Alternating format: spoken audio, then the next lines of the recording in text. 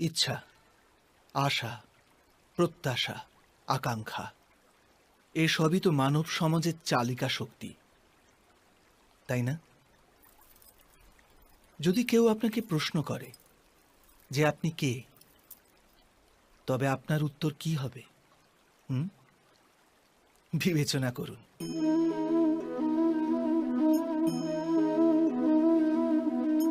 আপনি তখন বুঝতে পারবেন যে আপনার ইচ্ছাই আপনার জীবনের ব্যাখ্যা। কিছু পাওয়ার সাফল্য, কিছু না পাওয়ার নিষ্ফলতাই আপনার পরিচয়। অধিকতর ব্যক্তি এইভাবে জীবিত, নিজের ভেতর থেকে শেষ হয়ে যেতে থাকে, তবু নিজের ইচ্ছেগুলোকে মারতে পারে না। ইচ্ছা তাকে এমনভাবে ছোটাতে থাকে যেমন মৃগের নেশায় শিকারী। কিন্তু আবার এই ইচ্ছাগুলির গর্ভ থেকেই জ্ঞানের প্রকাশও ঘটে। কি করে? যখন ইচ্ছা অপূর্ণ থেকে যায়, আশা ভেঙে যায়, তখন সেখান থেকে জ্ঞানের কিরণ প্রবেশ করে মানুষের হৃদয়ে। না, এই গাথা শুধু ইচ্ছাদের পরস্পর সংঘর্ষের নয়, নয় মহতাকাঙ্ক্ষা থেকে জন্ম নেওয়া ভয়াবহ রক্তপাতের।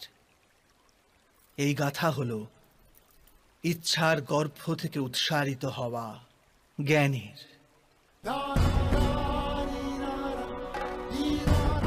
আমি বাসুদেব শ্রীকৃষ্ণ আপনাদের সকলকে নিমন্ত্রণ জানাচ্ছি এই যাত্রা শুরু করার, যা জীবনের মর্ম শেখাবে, মনুষ্যত্বের ধর্ম শেখাবে, পাঁক থেকে উঠে এসে পদ্ম হয়ে ফোটার ধর্ম শেখাবে।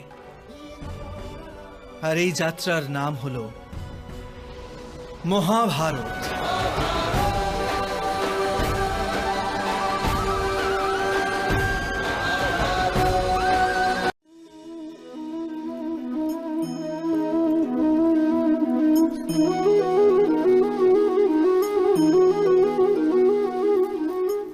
সন্তানের ভবিষ্যৎ সুখে ভরি তোলার চেষ্টা, এই তো প্রত্যেক মাতা পিতার প্রথম কর্তব্য, যাদের আপনি এই সংসারে এনেছেন, যাদের কর্মের দ্বারা এই জগৎ আপনারও পরিচয় পাবে ভবিষ্যতে।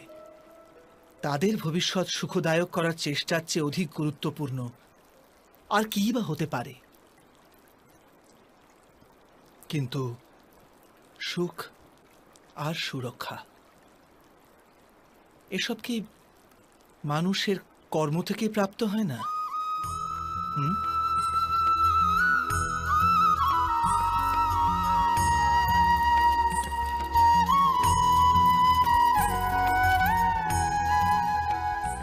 মাতা পিতার দেওয়া ভালো বা মন্দ সংস্কার, বা তাঁদের দেওয়া যোগ্য অথবা অযোগ্য শিক্ষা, এসবই কি আজকের সমস্ত কর্মের মূল নয়?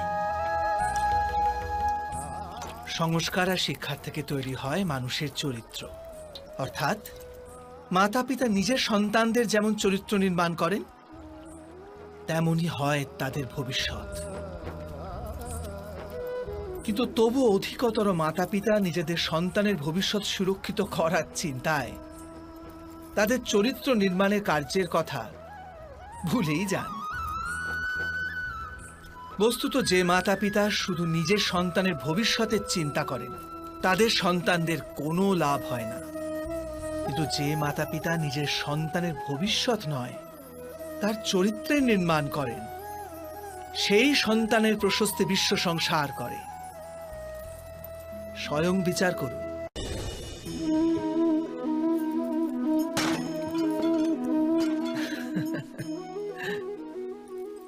কখনো কখনো কোনো ঘটনা মানুষের জীবনের সমস্ত পরিকল্পনা ভেঙে দেয়, আর মানুষ সেই আঘাতকে জীবনের কেন্দ্র বানিয়ে নেয়। কিন্তু ভবিষ্যৎ কি মানুষের পরিকল্পনার আধারে নির্মিত হয়? না। যেভাবে কোনো উঁচু পর্বতে যে ব্যক্তি সর্বপ্রথম চড়ে, সেই পর্বতের পাদদেশে বসে সে যা পরিকল্পনা করে, সেই পরিকল্পনায় কি তাকে পর্বতের শিখরে পৌঁছে দিতে পারে? না। বাস্তবে সে ব্যক্তি যত ওপরে ওঠে তত নিত্য নতুন পরীক্ষা, নতুন বিড়ম্বনা, নতুন ধরনের অবরোধের সম্মুখীন হয়। প্রত্যেক পদে তার পরবর্তী পদক্ষেপ ঠিক করতে হয়, প্রত্যেক পদে তাকে পরিকল্পনা বদলাতে হয়। না হলে যদি পুরাতন পরিকল্পনা তাকে খাদের দিকে ঠেলে দেয়, সে পর্বতকে নিজের যোগ্য করে তুলতে পারে না, কেবল নিজেকে পর্বতের যোগ্য করার চেষ্টা করতে পারে। আচ্ছা, জীবনের ক্ষেত্রেও তো এমনই হয়। যখন মানুষ তার জীবনের কোনো একটি বাধা, কোনো একটি অবরোধকে জীবনের কেন্দ্র বানিয়ে নেয়, নিজের জীবনের গতি থামিয়ে দেয়, তখন সে তার জীবনে সফল হতে পারে না সুখ আর শান্তি প্রাপ্ত করতে।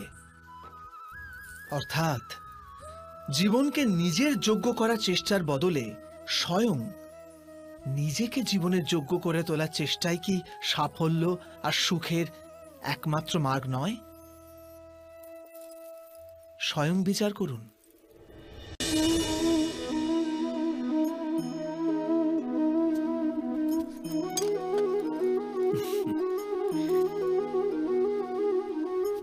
ভবিষ্যতের দ্বিতীয় নাম সংঘর্ষ। হৃদয়ে আজ যদি কোনো ইচ্ছা জাগে, যদি তা পূর্ণ না হয়, তবে হৃদয় ভবিষ্যতের পরিকল্পনা করে। ভবিষ্যতে ইচ্ছা পূর্ণ হবে এমন কল্পনা করতে থাকে। কিন্তু জীবন না লুকিয়ে আছে ভবিষ্যতে, না আছে অতীতে। জীবনের হদিশ তো আছে এই ক্ষণে, অর্থাৎ এই মুহূর্তের অনুভবেই রয়েছে জীবনের অনুভব। কিন্তু আমরা সব জেনে বুঝেও এটুকু সত্য মেনে নিতে পারি না। হয় আমরা পুরনো স্মৃতি দিয়ে নিজেদের ঘিরে বসে থাকি, অথবা আগামী সময়ের জন্য পরিকল্পনা করতে থাকি। আর জীবন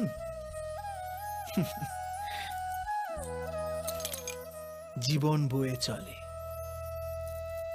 এই সত্য যদি আমরা হৃদয়ে গেঁথে নিই যে না আমরা ভবিষ্যৎ দেখতে পাই, না আমরা ভবিষ্যৎ নির্মাণ করতে পারি, আমরা তো কেবল ধৈর্য আর সাহসের সাথে ভবিষ্যৎকে আলিঙ্গন করতে পারি, স্বাগত জানাতে পারি ভবিষ্যৎকে। আর তবেই কি জীবনের প্রতি মুহূর্ত জীবনের দ্বারা মুখরিত হয়ে উঠবে না? স্বয়ং বিচার করুন।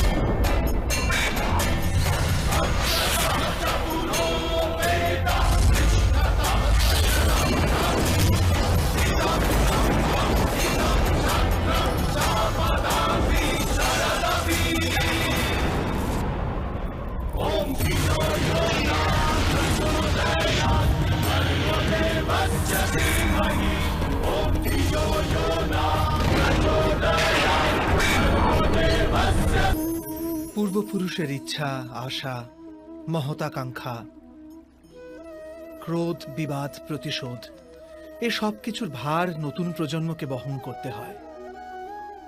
মাতা পিতা নিজের সন্তানকে দিতে তো চান বিশ্বের সমস্ত সুখ, কিন্তু দিয়ে ফেলেন নিজের জমানো পীড়ার সত্তা। দিতে চান অমৃত, কিন্তু সাথে সাথে বিষের ঘড়াও পূর্ণ করে দিয়ে যান। আপনি বিচার করুন, আপনি আপনার সন্তানকে কি দিয়েছেন জীবনে? অবশ্যই প্রেম, জ্ঞান, সম্পত্তি এসব দিয়ে থাকবেন, কিন্তু তার সাথে সাথে ওদের মনকে বিষে দেননি তো পূর্ব শর্ত দিয়ে? ভালো মন্দের পূর্ব পরিকল্পিত ব্যাখ্যা দেননি তো? ব্যক্তির সাথে ব্যক্তির, সমাজের সাথে সমাজের, রাষ্ট্রের সাথে রাষ্ট্রের এই সংঘর্ষ পূর্ব ব্যাখ্যার থেকে নির্মিত নয় কি?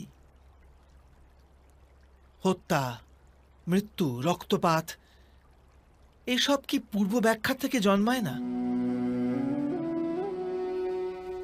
অর্থাৎ মাতা পিতা নিজের সন্তানকে জন্মের সাথে সাথে মৃত্যুর দানও দেন, প্রেমের প্রকাশের সাথে সাথে ঘৃণার অন্ধকার উপহার দেন। আর অন্ধকার মনের হোক, হৃদয়ের হোক বা বাস্তবিক হোক, তার থেকে কেবল ভয়ের উৎপত্তি হয়, কেবল ভয়। স্বয়ং বিচার করুন।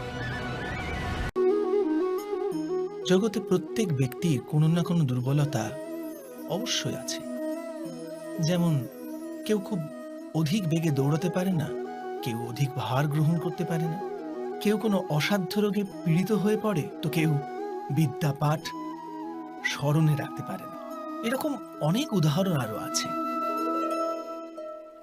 আপনি কি এমন কোনো ব্যক্তিকে জানেন যার সমস্ত প্রাপ্তি ঘটেছে?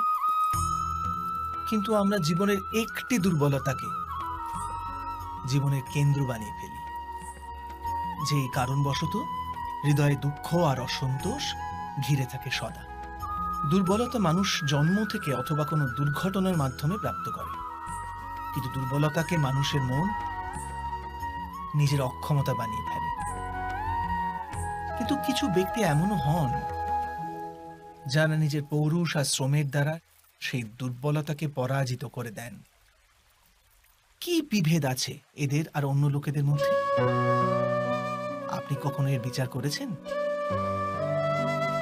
অতি সরল উত্তর আছে প্রশ্নে। যে ব্যক্তিকে দুর্বলতা পরাজিত করতে পারে না, যে পৌরুষের প্রমাণ দেবার সাহস রাখে হৃদয়ে, সেই দুর্বলতাকে পার করতে পারে। অর্থাৎ দুর্বলতা তো ঈশ্বর প্রদান করে, কিন্তু নিজের সীমা তো মানুষ নিজেই নির্মিত করে। স্বয়ং বিচার করুন। মানুষের সব সম্পর্কের আধার হলো প্রত্যাশা। পতি কেমন হবে? যে আমার জীবন সুখ আর সুবিধায় ভরে দেবে। পত্নী কেমন হবে? যে সর্বদা আমার প্রতি সমর্পিত থাকবে। সন্তান কেমন হবে? যে আমার সেবা করবে, আমার আদেশ মেনে চলবে।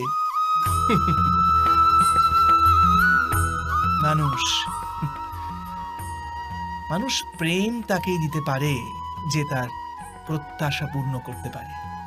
আর প্রত্যাশার নিয়তি হচ্ছে ভঙ্গ হওয়া। কি করে? কারণ প্রত্যাশা মানুষের মস্তিষ্কে জন্ম নেয়।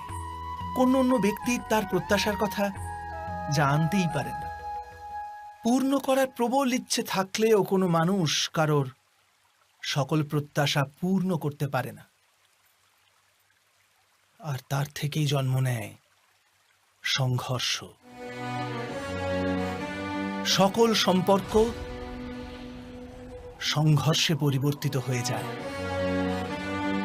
কিন্তু মানুষ যদি প্রত্যাশাকে সম্পর্কের আধার না বানায় আর স্বীকার করে যে কেবল সম্পর্কই মূল আধার, তবে কি জীবন আপনা থেকেই সুখ আর শান্তিতে ভরে যাবে না? স্বয়ং বিচার করে দেখুন। জীবনের প্রতি ক্ষণ নির্ণয়ের ক্ষণ। প্রত্যেক পদে আগামী মুহূর্তের নির্ণয় করতে করতে যেতে হয়। আর নির্ণয় নিজের প্রভাব রেখে যায়। আজকের নেওয়া নির্ণয় ভবিষ্যতের জন্য সুখ বা দুঃখ লিখে রেখে দেয়। না কেবল নিজের জন্য, নিজের পরিবারের জন্যেও, আগামী প্রজন্মের জন্য বটে। যখন কোনো সংশয় সামনে এসে দাঁড়ায়, মন ব্যাকুল হয়ে যায়, অনিশ্চয়তায় ভরে যায়। নির্ণয়ের সেই ক্ষণ এক যুদ্ধে পরিণত হয়, আর মন হয়ে ওঠে যুদ্ধভূমি। অধিকাংশ নির্ণয় আমরা সংশয় থেকে বার হওয়ার জন্য নিই না, কেবল মনকে শান্ত করার জন্য নিয়ে থাকি। কিন্তু কেউ কি ছুটতে ছুটতে খাবার খেতে পারে? না। তবে কি যুদ্ধে যুঝতে থাকা কোনো মন সঠিক নির্ণয় নিতে পারে? বাস্তবে শান্ত মনে যে ব্যক্তি নির্ণয় নেয়, সে নিজের জন্য সুখময় ভবিষ্যৎ নির্মাণ করতে পারে। কিন্তু নিজের মনকে শুধু শান্ত করতেই যদি কেউ কোনো নির্ণয় নেয়, তবে সে ব্যক্তি নিজের জন্য ভবিষ্যতে কাঁটা বৃক্ষ রোপণ করে। স্বয়ং বিচার করে দেখুন। সময়ের প্রারম্ভ থেকে মানুষকে একটি প্রশ্ন সদাই পীড়া দেয়, যে তারা নিজের সম্পর্কগুলিতে অধিকতম সুখ আর ন্যূনতম দুঃখ কিভাবে লাভ করতে পারে। আচ্ছা, আপনার সমস্ত সম্পর্ক কি আপনাকে সম্পূর্ণ সন্তোষ দিতে পেরেছে? বিচার করুন। আমাদের জীবন সম্পর্কের উপর দাঁড়িয়ে আছে। এ জীবনের সুরক্ষাও এই সম্পর্কের উপরই টিকে আছে। সেই কারণে আমাদের জীবনের সমস্ত সুখের আধারও এই সম্পর্ক। কিন্তু তবু আমাদের সম্পর্কগুলি থেকেই বেশিরভাগ দুঃখের জন্ম কেন হয়? সর্বদা সংঘর্ষ এই সম্পর্কগুলি থেকেই কেন উৎপন্ন হয়? কখনো বিচার করেছেন? যখন কোনো ব্যক্তি অন্য ব্যক্তির চিন্তাধারা বা কাজকে স্বীকার করে না, তার ভেতরে কোনো পরিবর্তন আনার প্রচেষ্টা করে, তখন সংঘর্ষের জন্ম হয়। অর্থাৎ যত অধিক অস্বীকার, তত অধিক সংঘর্ষ। আর যত অধিক গ্রহণ ক্ষমতা, ততই অধিক সুখ। এটা বাস্তব নয়?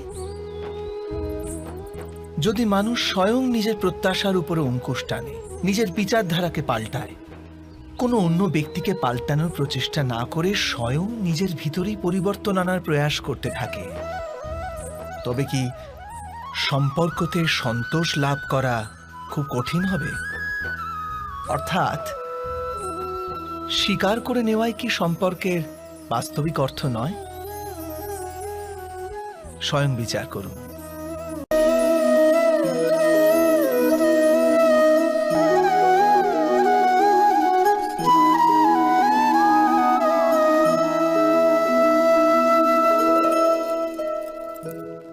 যখন কোনো ব্যক্তি কোনো ঘটনার ভিতরে অন্যায়কে দেখতে পায়, তখন সেই ঘটনা তার হৃদয়কে তছনছ করে দেয়।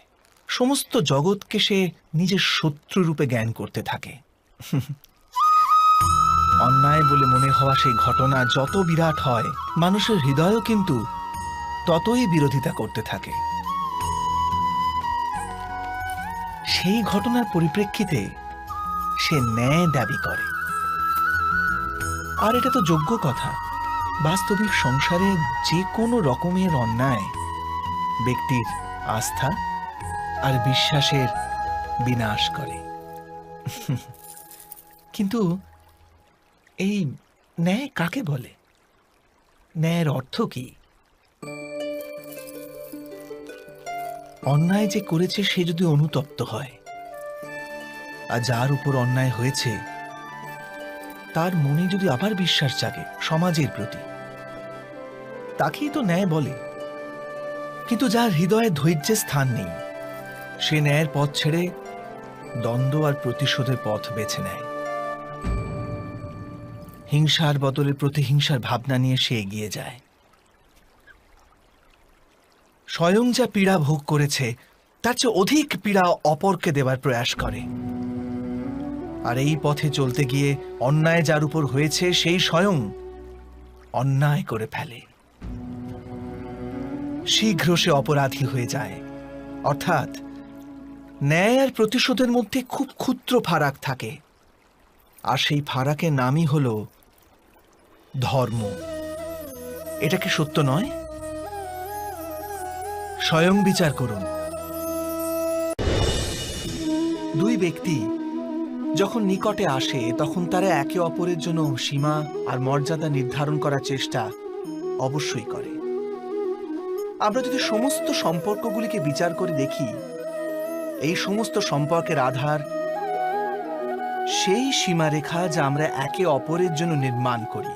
আর যদি অজান্তে সেই দ্বিতীয় ব্যক্তি সেই সীমারেখা লঙ্ঘন করে, তাহলে সেই ক্ষণেই আমাদের হৃদয় ক্রোধে ভরে যায়। এই সীমারেখার বাস্তবিক রূপ কি আমরা কি কখনো বিবেচনা করেছি? সীমা বেঁধে দিয়ে আমরা দ্বিতীয় ব্যক্তিকে নির্ণয় করার অনুমতি দিই না, নিজের নির্ণয় সেই ব্যক্তির উপর চাপিয়ে দিই। অর্থাৎ তার স্বতন্ত্রতাকে অস্বীকার করি আমরা। আর যখন স্বতন্ত্রতাকে অস্বীকার করা হয় তখন তার হৃদয় দুঃখে ভরে যায়। আর যখন সে সীমারেখা লঙ্ঘন করে তখন আমাদের হৃদয় ক্রোধে ভরে যায়। এমনটাই হয় নাকি?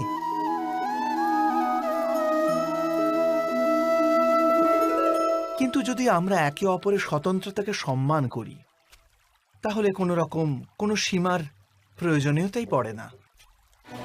অর্থাৎ যে প্রকারে বোঝাপড়া যে কোনো সম্পর্কের দেহ, ঠিক সেইভাবেই স্বতন্ত্রতা সে সম্পর্কের আত্মা নয় কি? স্বয়ং বিচার করুন।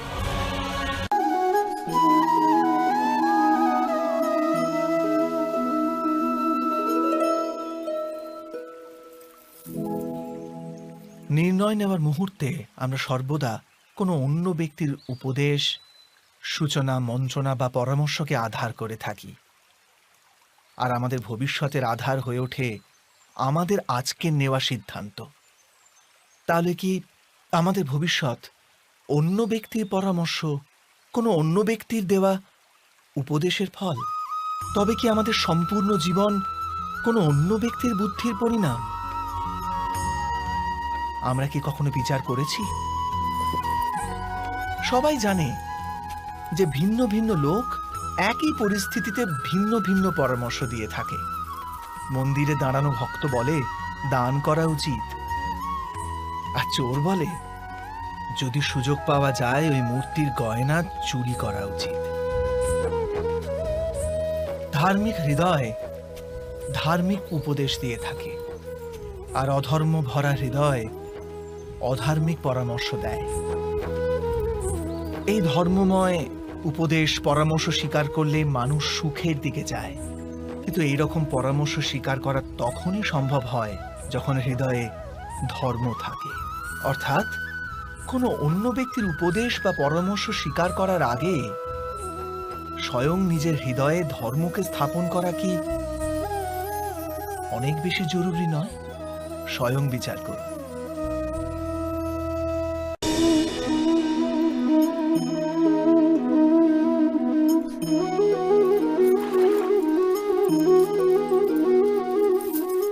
পিতা সর্বদা নিজের সন্তানের সুখেরই কামনা করে, তার ভবিষ্যতের সুখের চিন্তায় মগ্ন থাকে।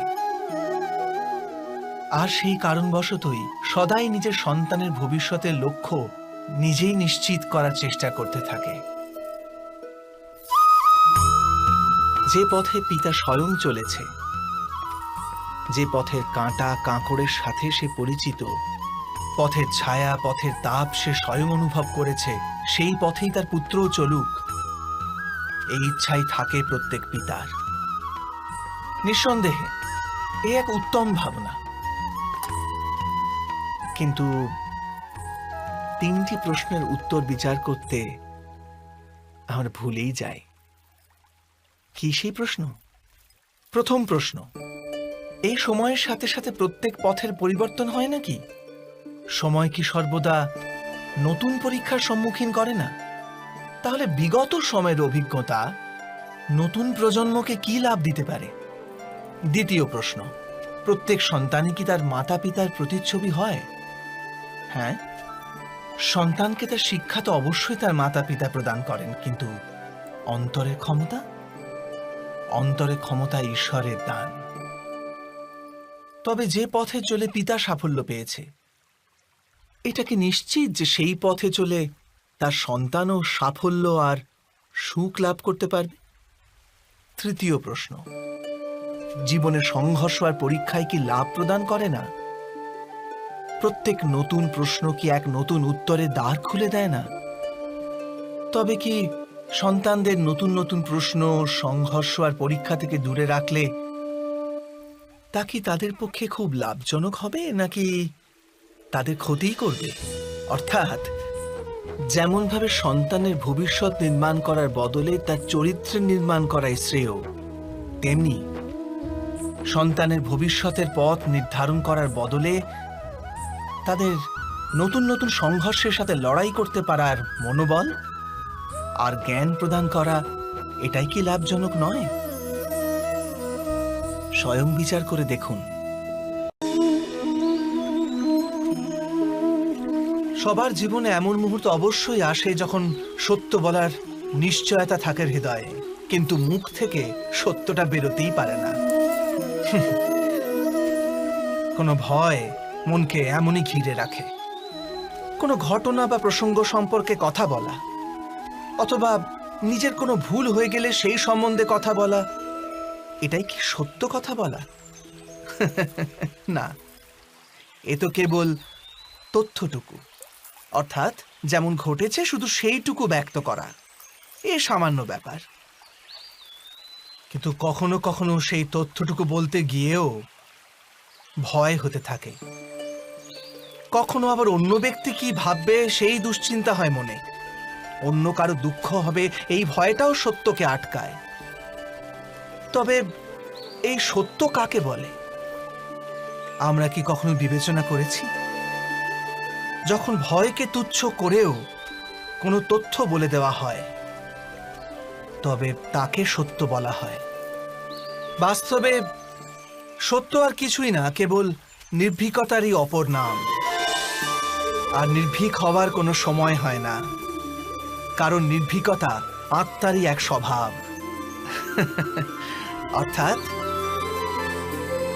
অর্থাৎ জীবনের প্রত্যেকটি ক্ষণই সত্য বলার ক্ষণ নয় কি?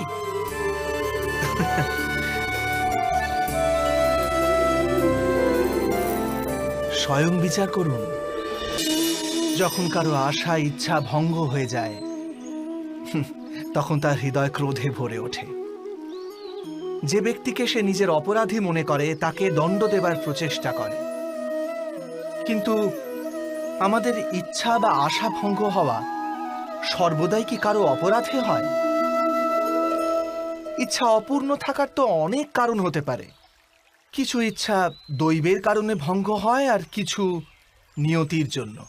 আর কখনো কখনো ইচ্ছার স্বরূপই এমন হয় যে তা কখনো পূর্ণ হতে পারে না। বিনা পরিস্থিতি বিচার করেই কাউকে অপরাধী মেনে নেওয়া ন্যায় নয়, প্রতিশোধ। ন্যায়ের আধার তো দয়া, করুণা, আর প্রতিশোধের আধার ক্রোধ, অহংকার। অর্থাৎ হৃদয়ে করুণা ধারণ না করে কারোর অপরাধের বিচার বিবেচনা করা ও কাউকে দণ্ড দেওয়াটা আরো বড় অন্যায় নয় কি? স্বয়ং বিচার করুন।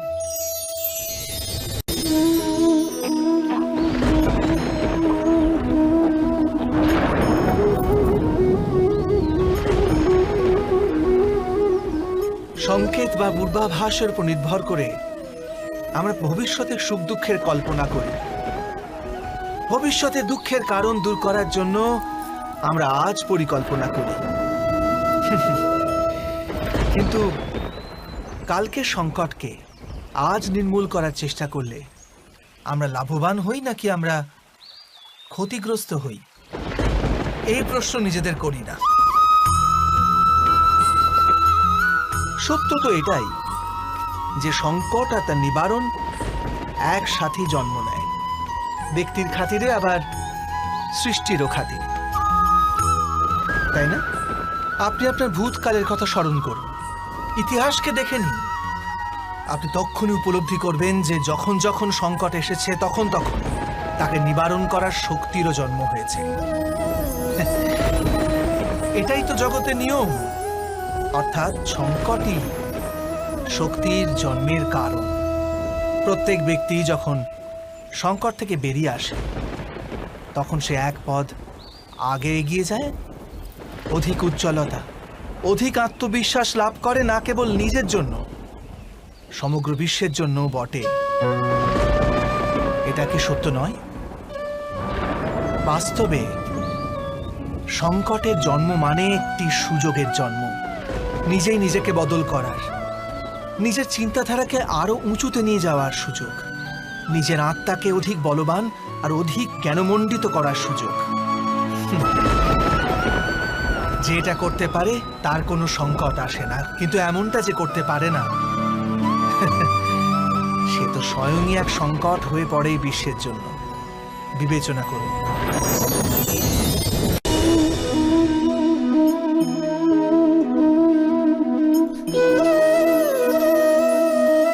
পরম্পরার মধ্যে ধর্মের অবস্থান, আর প্রথাই ধর্মকে ধরে রাখার দায়িত্ব বহন করে, এটা সত্যি। কিন্তু কেবল প্রথাকেই কি ধর্ম বলে? বিবেচনা করুন। সত্য তো এই যে যেমন ভাবে পাষাণের ভেতরে শিল্প থাকে, ঠিক তেমনি প্রথার মধ্যেও ধর্মকে পাওয়া যায়। এই পাথরের মধ্যেও শিল্প আছে। এই পাথরটাই শিল্প নয়। শিল্প ফুটিয়ে তোলার জন্য পাথরকে ভাঙতে হয়, অনাবশ্যক অংশগুলিকে কেটে বাদ দিতে হয়। ঠিক সেইভাবেই প্রথার মধ্যে ধর্মকে খুঁজে বার করতে হয়। যেমন ভাবে ইন্দ্র পূজার প্রথা ত্যাগ করে গোবর্ধন পূজার ধর্ম আরম্ভ না যদি হতো, যাদবেরাও তাদের মুক্তির পথ খুঁজে পেত না। অর্থাৎ প্রথা পালনে যে বেশি গোঁড়ামি করে, ধর্ম থেকে সে বঞ্চিত হয়ে যায়।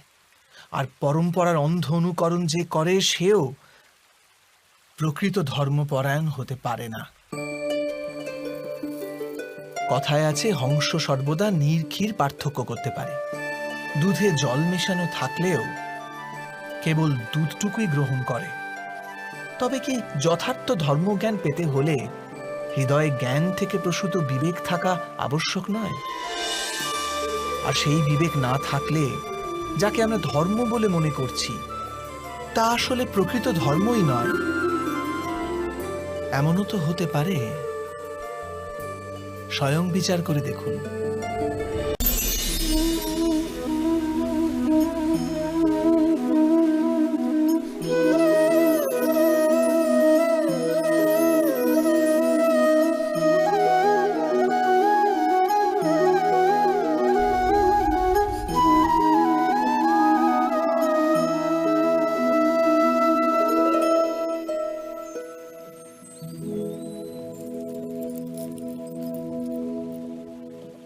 ভবিষ্যৎকে আধার করে সবাই আজকে নির্ণয় করতে চায়। ভবিষ্যতে সুখ লাভ হবে, ভবিষ্যৎ সুরক্ষিত হবে, এমন নির্ণয় আজ করার প্রয়াস করতে থাকে সবাই। আপনি নিজের জীবনেই দেখুন, আপনার অধিকতর নির্ণয়ের মূলে ভবিষ্যতের চিন্তা থাকে না। আর কেনই বা হবে না? নিজের জীবনকে সহজ ও সুখময় বানিয়ে তোলার প্রচেষ্টা করার অধিকার সবার আছে। কিন্তু ভবিষ্যৎ তো কেউ জানে না, কেবল কল্পনাই করা যেতে পারে। তবে জীবনের সমস্ত গুরুত্বপূর্ণ নির্ণয় কল্পনার উপর নির্ভর করেই আমরা করি। এই নির্ণয় করার কোনো তৃতীয় পথ হতে পারে? বিবেচনা করুন। সমস্ত সুখের আধার ধর্ম, আর সেই ধর্ম মানুষের হৃদয়ে স্থাপিত। অতএব প্রত্যেক নির্ণয়ের পূর্বে স্বয়ং নিজের হৃদয়কে প্রশ্ন অবশ্য করে নিন যে এই নির্ণয় স্বার্থ থেকে জন্মেছে না ধর্ম থেকে? এটুকুই কি যথেষ্ট নয়? ভবিষ্যতের বদলে ধর্মের বিচার করলে কি ভবিষ্যৎ অধিক সুখময় হয়ে উঠবে না? স্বয়ং বিচার করে দেখুন। মানুষ যখন তার অপরাধে দণ্ড ভোগ করে তখন হতে পারে সেই ন্যায় বিচারে তার মনে কষ্ট হয়। প্রশ্ন ওঠে তার হৃদয়ে যে যখন সে অপরাধ করেছিল তখন সে ভিন্ন ব্যক্তি ছিল, তারপর সে অনেক অনেক অনুতাপ করেছে, নিজেকে এত পরিবর্তন করেছে, তবু সে দণ্ড কেন পাবে? কিন্তু যেখানে আঘাত আছে সেখানে প্রত্যাঘাতও থাকবে। যেমন কর্ম তেমনি ফল। যদি কাউকে স্নেহ দাও তবে সুখ লাভ হবে, যদি কাউকে হত্যা করো তবে মৃত্যুদণ্ড পাবে। যেমন কার্য তেমনি ন্যায় হয়। তবে কি প্রায়শ্চিত্ত বা অনুতাপের কোনো মূল্য নেই? আছে, অবশ্যই মূল্য আছে। প্রায়শ্চিত্ত অনুতাপ মানুষকে অন্তর থেকে বলবান করে তোলে, আসন্ন শাস্তিকে গ্রহণ করার জন্য মানুষকে প্রস্তুত করে। অর্থাৎ প্রায়শ্চিত্ত না করে দণ্ড স্বীকার করার কোনো মূল্য আছে? স্বয়ং বিচার করুন।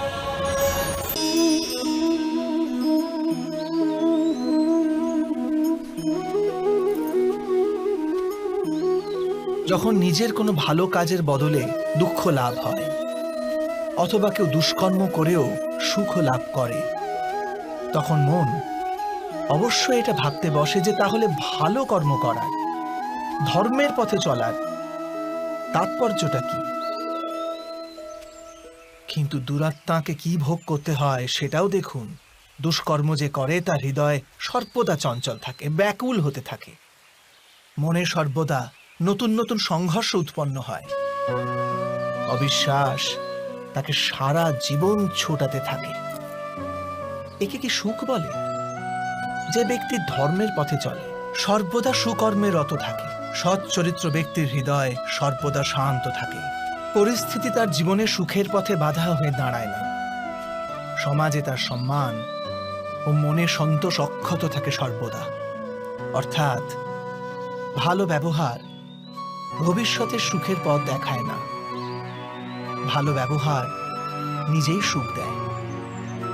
অথবা দুর্ব্যবহার ভবিষ্যতে দুঃখের পথ দেখায় না, অধর্ম সেই মুহূর্তে দুঃখকে উৎপন্ন করে। ধর্ম থেকে সুখ পাওয়া যায় না, ধর্মই স্বয়ং সুখ।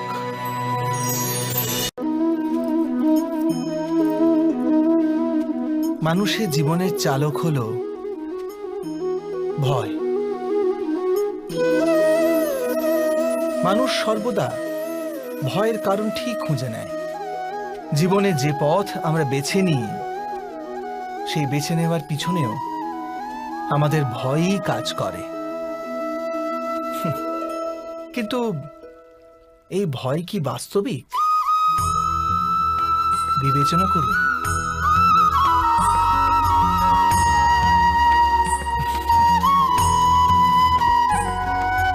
ভয়ের অর্থ আগামী সময়ের বিপত্তির কল্পনা। কিন্তু সময়ের প্রভু কে? না আমরা সময়ের প্রভু, আর না আমাদের শত্রু অথবা আমাদের প্রতিস্পর্ধী। সময় তো ঈশ্বরের অধীনে চলে। তাহলে যদি কেউ আপনার ইচ্ছে করে ক্ষতি করার পরিকল্পনা করতে থাকে, তবে কি সে বাস্তবে আপনাকে ক্ষতিগ্রস্ত করতে পারে? না। কিন্তু ভয়ে পরিপূর্ণ হৃদয় আমাদের অধিক ক্ষতি করে। এটাই কি সত্য নয়?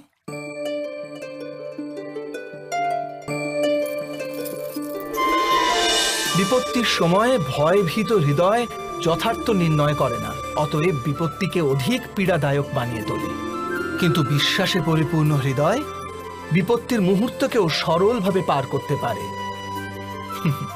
অর্থাৎ যে কারণে মানুষ হৃদয়ে ভয়কে স্থান দিয়ে থাকে, ভয় ঠিক তার বিপরীত কার্য করে।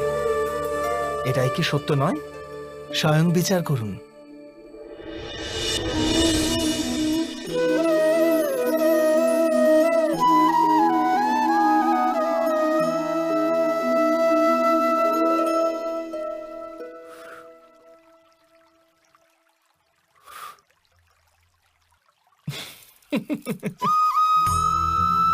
জীবনে আসন্ন সংকটের সম্মুখীন হওয়ার জন্য মানুষ যখন নিজেকে অযোগ্য মনে করে, যখন তার নিজের শক্তির উপর বিশ্বাস থাকে না, তখন সে সদ্গুণ ত্যাগ করে দুর্গুণ আপন করে নেয়। সম্ভবত মানুষের জীবনের কলুষ বৃত্তি তখনই জন্ম নেয় যখন তার অন্তরে আত্মবিশ্বাস থাকে না। আত্মবিশ্বাসী শিষ্টের ধারণ করে। এই আত্মবিশ্বাস কাকে বলে?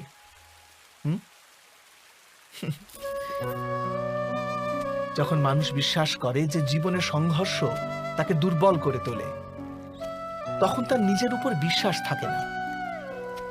সে সংঘর্ষ অতিক্রম করার বদলে সংঘর্ষ থেকে পালিয়ে যাবার উপায় খুঁজতে থাকে।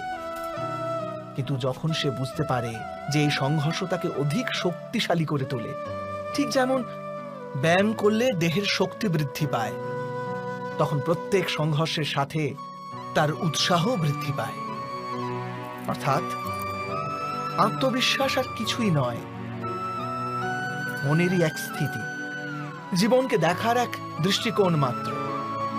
আর দৃষ্টিকোণ তো মানুষের নিজেরই অধীনে থাকে, তাই না? স্বয়ং বিচার করুন।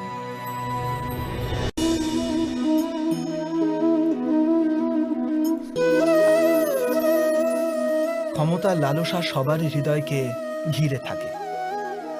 প্রত্যেক ব্যক্তি নিজেরই এক রাজত্ব নির্মাণ করার চেষ্টা অবশ্যই করে। সেই রাষ্ট্র পুরো রাষ্ট্রের মতো অত বৃহৎ হোক অথবা নিজের পরিবারই হোক, সে ক্ষমতা লাভ করার প্রয়াস অবশ্য করে। কিন্তু ক্ষমতার বাস্তবিক রূপ কি আমরা কি কখনো বিবেচনা করেছি? একটি মানুষ যত অধিক ব্যক্তির জীবনকে প্রভাবিত করতে পারে, যত অধিক ব্যক্তির স্বতন্ত্রতার উপর অঙ্কুশ টানতে পারে, ততই অধিক ক্ষমতার অনুভব করে সে।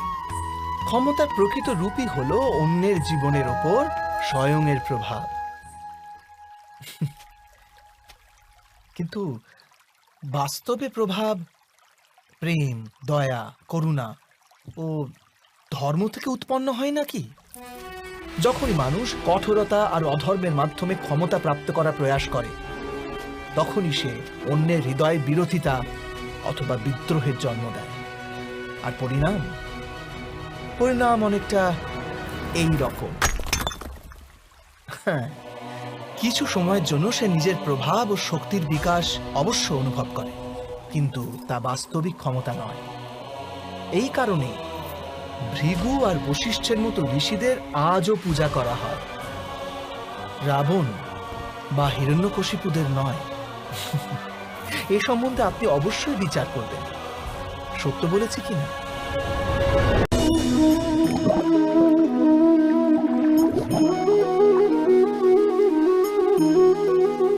একটি শিশু যখন এই পৃথিবীতে জন্ম নেয়, তখন সে সম্পূর্ণভাবে সংস্কার মুক্ত হয়। তখন তার অন্তরে না কোনো সুসংস্কারের চিহ্ন অঙ্কিত থাকে, না কোনো অপসংস্কারে। অর্থাৎ জন্মের সময় বালকের মধ্যে না কোনো গুণ থাকে, না কোনো দোষ।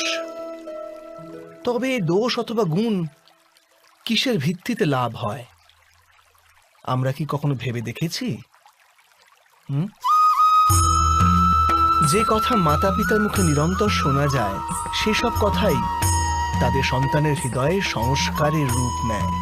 যেমন কোনো গ্রামে নদীর তট অব্দি একটা আলপথ আপনি নির্মিত হয় কেবল সেই পথে বারবার চলার দরুন। অর্থাৎ মাতা পিতার হৃদয়ের ইচ্ছাই তাদের সন্তানের হৃদয়ে দোষ অথবা গুণ হয়ে জন্ম নেয়। এটাই কি সত্য নয়? কিন্তু তবু যখন তাদের সন্তানের মধ্যে কোনো দোষ দেখা যায়, তখন মাতা পিতা আশ্চর্য ও দুঃখিত হয়ে পড়েন। মাতা পিতা হৃদয়ে এই প্রশ্নই করে যে তাদের সন্তানের মধ্যে এই অপসংস্কার এলো কেমন করে। সত্য তো এটাই যে মাতা পিতা নিজের সন্তানের মনে অজান্তেই অপসংস্কারে বীজ রোপণ করেন, যা তাদের সন্তানের হৃদয় ভূমিতে কুশিক্ষার বৃক্ষ হয়ে মাথা তোলে। অর্থাৎ নিজের সন্তানদের সুসংস্কার আর ধর্মপরায়ণ করে তোলার আশা রাখে যে মাতা পিতা, তাদের সর্বপ্রথম তাদের নিজের হৃদয়ের ইচ্ছার উপর নিয়ন্ত্রণ রাখাটা অনিবার্য নয় কি?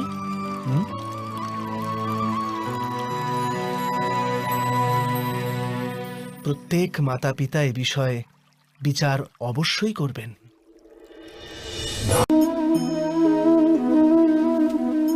মানুষের এই স্বভাব যে সে স্বয়ং নিজের পরিবারকে, নিজের সন্তানদের অধিকতর সুখ লাভ হোক সেই প্রচেষ্টাই করে।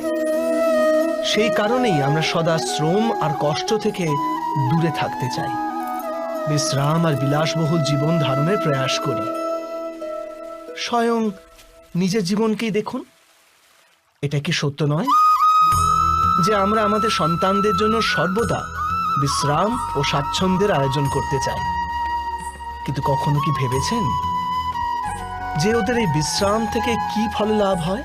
কেবল সুখ আর সুবিধা যারা লাভ করে তাদের জীবন কেমন হয়? শরীর যখন শ্রম করে তখন অধিক সুস্থ থাকে, বুদ্ধিও যখন কঠিন পরিস্থিতির সম্মুখীন হয় তখন আরো তেজস্বী হয়ে ওঠে। এ আমাদের সবার অভিজ্ঞতা, কিন্তু আমরা হয়তো এটা ভুলেই যাই যে মন আর সত্তা যখন কঠিন পরিস্থিতির মধ্যে দিয়ে যায় তখন উভয়ই অধিক বলবান হয়ে ওঠে।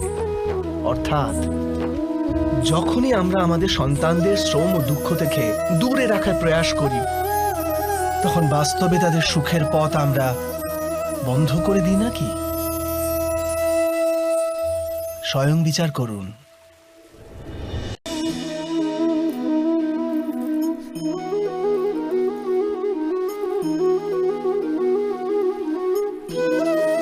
জ্ঞান প্রাপ্তি সর্বদা সমর্পণের মাধ্যমেই হয়, এ আমরা সকলেই জানি। কিন্তু সমর্পণের বাস্তবিক গুরুত্ব কি আমরা কি কখনো বিবেচনা করেছি? মানুষের মন সর্বদা জ্ঞান প্রাপ্তির পথে নানান বাধা সৃষ্টি করে। কখনো কোনো অন্য বিদ্যার্থীর প্রতি ঈর্ষা জন্মায়, কখনো গুরুর শেখানো পাঠের উপর সন্দেহ উৎপন্ন হয়, আবার কখনো গুরু দেওয়া কোনো কোনো শাস্তি মনকে অহংকারে ভরিয়ে তোলে। তাই নয় কি? কি এমনটাই হয় না? নানান সময় নানান রকম চিন্তা মনকে ব্যাকুল করে তোলে, আর মনের এমন অশান্ত স্থিতির কারণে আমরা জ্ঞান লাভ করতে পারি না। মনের সঠিক স্থিতি কেবল সমর্পণ থেকেই লাভ হয়। সমর্পণ মানুষের অহংকারকে নাশ করে, ঈর্ষা, উচ্চাকাঙ্ক্ষা ইত্যাদি হীন ভাবনাকে দূর করে হৃদয়কে শান্ত করে আর মনকে একাগ্র করে। বাস্তবে ঈশ্বরের সৃষ্টিতে না জ্ঞানের অভাব আছে না জ্ঞানী ব্যক্তি। গুরু দত্তাত্রেয় তো গাভী আর ষণ্ডদের থেকেও জ্ঞান লাভ করেছিলেন। অর্থাৎ বিষয় ব্রহ্মজ্ঞানের হোক অথবা জীবনের জ্ঞানের অথবা গুরুকুলে লাভ করা জ্ঞানের, তা অর্জন করার জন্য গুরুর চেয়ে অধিক গুরুত্বপূর্ণ সেই গুরুর প্রতি আমাদের সমর্পণ। এটাই কি সত্য নয়? স্বয়ং বিচার করুন।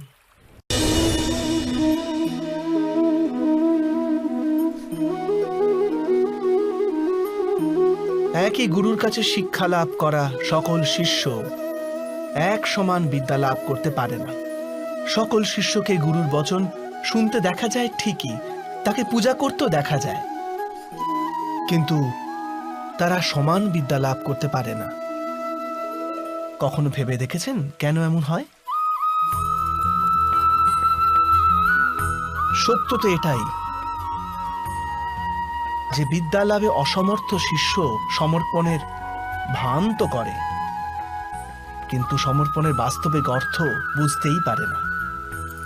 গুরুর চরণে ফুল নিবেদন করলে অথবা গুরুর আদেশ শুধু পালন করলে কি সমর্পণ প্রমাণ করা যায়? না। সমর্পণ তো যথার্থ হয় তখনই যখন গুরুর প্রতি মনে কোনো সন্দেহ না থাকে, গুরুর মুখ থেকে আদেশ উচ্চারিত হবার পূর্বে শিষ্য সেই কাজ সম্পন্ন করে ফেলে। গুরুর ভাবনার সঙ্গে শিষ্যের ভাবনা এক হয়ে যায়। শিষ্য যতক্ষণ নিজের গুরুর মধ্যে ব্রহ্মা বিষ্ণু মহেশ্বরের এই রূপ না দেখতে পায়, ততক্ষণ তার সমর্পণ সত্য হয় না। বাস্তবে সমর্পণ কোনো কার্যের নাম নয়। সমর্পণ তো হৃদয়ের ভাবনা আর মনের এক স্থিতির নাম।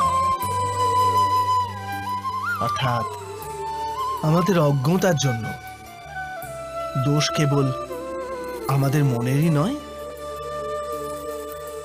স্বয়ং বিচার করুন।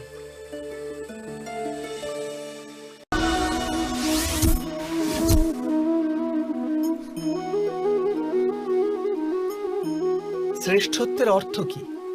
শ্রেষ্ঠ হওয়ার অর্থ হলো অন্যদের চেয়ে অধিক জ্ঞান অর্জন করা। অর্থাৎ গুরুত্ব এই বিষয় নয় যে কত জ্ঞান স্বয়ং অর্জন করলো কেউ।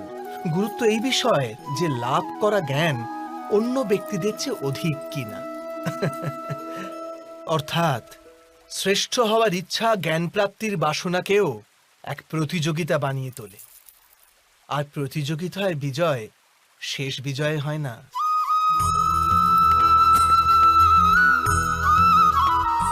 কিছু সময়ের জন্য শ্রেষ্ঠ অবশ্যই হওয়া যায়, কিন্তু সর্বদা কেউ কখনো শ্রেষ্ঠ থাকতে পারে না। তারপর আবার অসন্তোষ, পীড়া আর সংঘর্ষের সৃষ্টি হয়। কিন্তু শ্রেষ্ঠ হবার বদলে যদি উত্তম হবার প্রয়াস করা যায়, তবে কি এরকম হয়? উত্তমের অর্থ হলো যা যা প্রাপ্ত করা যায় সেই সমস্ত অর্জন করা। কারোর চেয়ে অধিক লাভ করার ইচ্ছা থেকে নয়, শুধুমাত্র আত্মার তৃপ্তির জন্য কিছু অর্জন করা। উত্তম হবার পথে অন্য কারোর সঙ্গে প্রতিযোগিতা থাকে না, স্বয়ং নিজের সঙ্গে প্রতিযোগিতা হয়। অর্থাৎ উত্তম হবার চেষ্টা যে করে সে কখনো না কখনো সমস্ত জ্ঞান অর্জন করে ফেলে। প্রয়াস না করেই সে শ্রেষ্ঠ হয়ে ওঠে। কিন্তু যে শ্রেষ্ঠ হবার প্রয়াস করে সে শ্রেষ্ঠ হোক বা না হোক, উত্তম কখনোই হতে পারে না।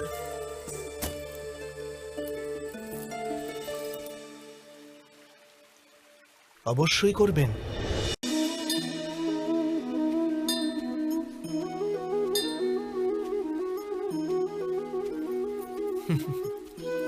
যখনই মানুষের জীবনে কোনো বিরূপ পরিস্থিতি আসে, তখনই মানুষ ঈশ্বরের কাছে প্রার্থনা করে, ঈশ্বরের সম্মুখে মিনতি করে যেন সে পরিস্থিতি থেকে নিস্তার পায়। কিন্তু এই প্রার্থনার বাস্তবিক রূপ কেমন হয় সেটা কি আমরা কখনো বিবেচনা করেছি? প্রার্থনার অর্থ হলো নিজের সমস্ত আকাঙ্ক্ষা, সমস্ত চিন্তা, সমস্ত সংকল্প বিকল্প, সমস্ত পরিকল্পনা ঈশ্বরের চরণে দান করা। অর্থাৎ নিজের কর্মের ফল কি হবে সেই নিয়ে চিন্তা না করে ধর্মের অনুরূপ কর্ম করা। ঈশ্বরের পরিকল্পনাকেই নিয়তি বলে মেনে নেওয়া, সেটাই তো প্রার্থনা, তাই না? কিন্তু ঈশ্বরের সমস্ত পরিকল্পনা বোঝাটা সম্ভব কি? সেসব পরিকল্পনা তো আমাদের কর্মের পরিণামস্বরূপ প্রকাশ পায় সর্বদা। কিন্তু যদি কেউ সব কর্মকেই ত্যাগ করে, সেটা কি প্রকৃত প্রার্থনা? বাস্তবে কর্মই জীবন, আর ফলের প্রতি মোহ না করাই সত্যিকারের প্রার্থনা। যে প্রার্থনা কর্মের পথে বাধা হয়ে দাঁড়ায়, মানুষকে কার্যই করতে না দেয়, সেটা প্রার্থনা না পরাজয়? স্বয়ং বিচার করবেন।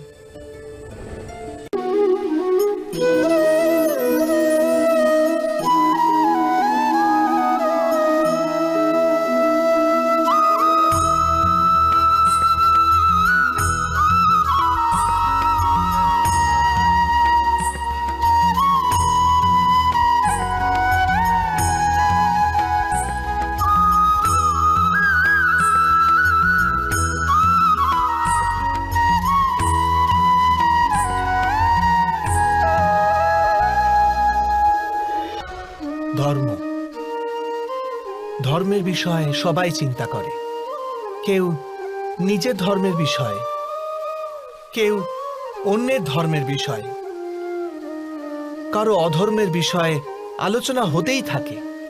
এমন কেউ নেই যে ধর্মের বিষয়ে চিন্তা করে না।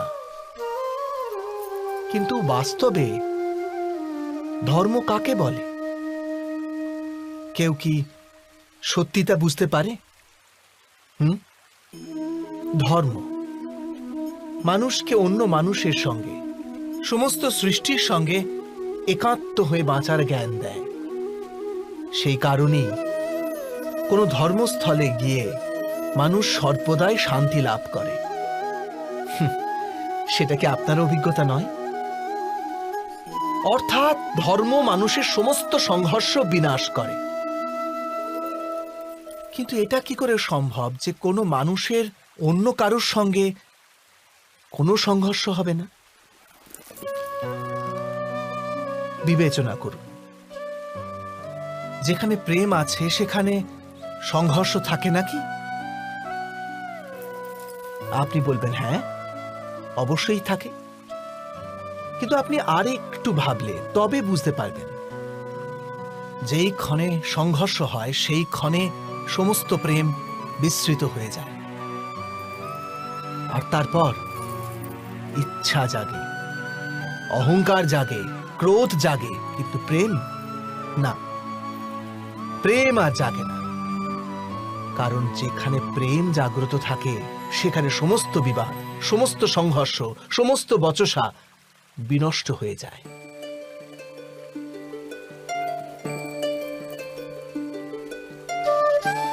যদি তেমনি প্রেম সমগ্র বিশ্বের জন্য জেগে ওঠে, তবে কেবল মানুষ নয়, পশু পক্ষীদের জন্য, ঘাসের কণার জন্য যদি হৃদয়ে স্নেহ থাকে, তবে কি ক্রোধের আর কোনো কারণ বাকি থাকে?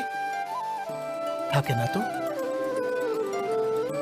এক ব্যক্তির হৃদয়ে অন্য ব্যক্তির জন্য যে প্রণয় থাকে, সেই প্রণয় যদি সমস্ত সৃষ্টির জন্য জাগে, তবে তাকেই করুণা বলে। করুণা অর্থাৎ সমস্ত বিশ্বকে গ্রহণ করা, সবকিছুর জন্য কেবল স্নেহ, আর কিছু নয়। কোথাও কারুর জন্য কোনো হীন ভাব নয়। করুণাই হলো বাস্তবে সমস্ত ধর্মের সার।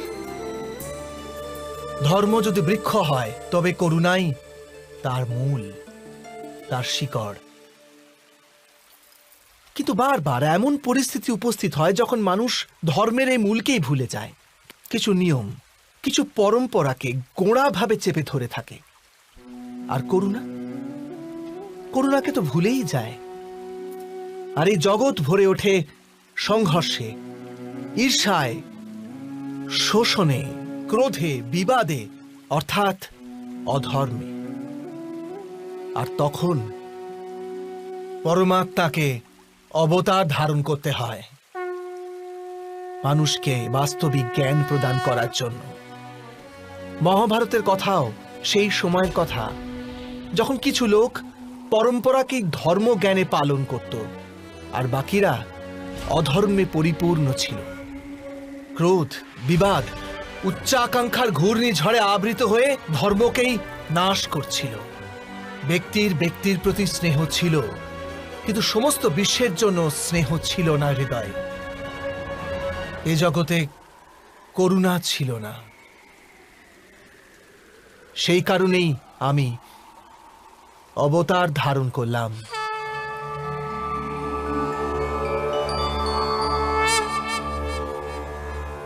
পরিত্রাণায় সাধুনাং, সাধুজনদের পরিত্রাণ করার জন্য, বিনাশায় চ দুষ্কৃতাং, কুকর্ম যারা করে তাদের নাশ করার জন্য, ধর্ম সংস্থাপনার্থায়, ধর্মের স্থাপনা করার জন্য।